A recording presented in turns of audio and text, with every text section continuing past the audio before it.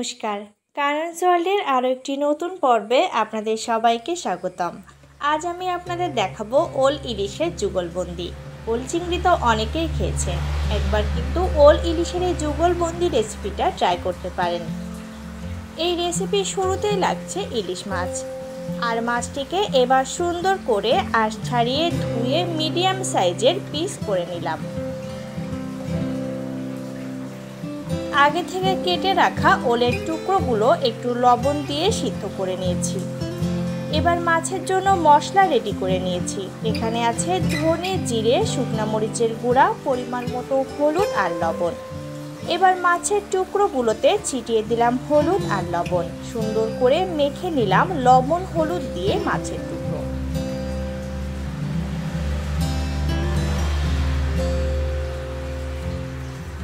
হালকা করে মাছের টুকরোগুলো ভেজে নিলাম। বেশি কড়া ভাজলে ইলিশের স্বাদ নষ্ট হয়ে যাবে। লবণ হলুদ দিয়ে সিদ্ধ করা ওলের টুকরোগুলোকে ভেজে নেব।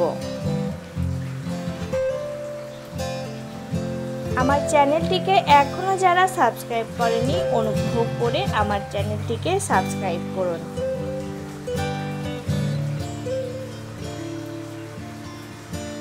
ভালোভাবে ভাজা হয়ে গেলে আগে থেকে তৈরি করে রাখা মশলা দিয়ে দেব। এবার মশলাটা সুন্দর করে কষিয়ে নেব, তেল না ছাড়া অবধি। কষানো হয়ে গেলে পরিমাণ মতো জল দিয়ে দেব। পরিমাণ মতো জল দিয়ে দিলাম। ঝোল ভালো মতো ফুটে উঠলে ভেজে রাখা মাছের টুকরোগুলো দিয়ে দিলাম।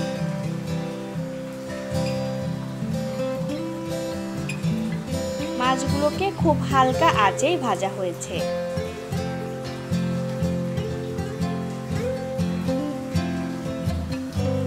বেশি ভাজলে মাছের স্বাদ নষ্ট হয়ে যায়।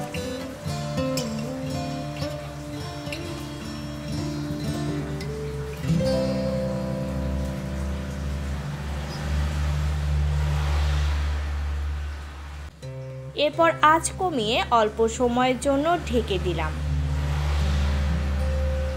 ঢাকা খুলেই দেখুন তৈরি হয়ে গেল আমাদের ওল ইলিশের যুগলবন্দি।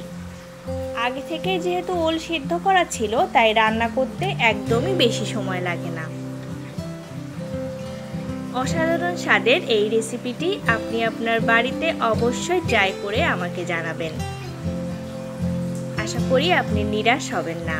ওল ইলিশের সাথে আজ দুপুরে রান্না হয়েছিল লাউ চিংড়ি, আর সাথে ছিল পাতলা মসুর ডাল। অসংখ্য ধন্যবাদ এত সময় আমার সাথে থাকার জন্য।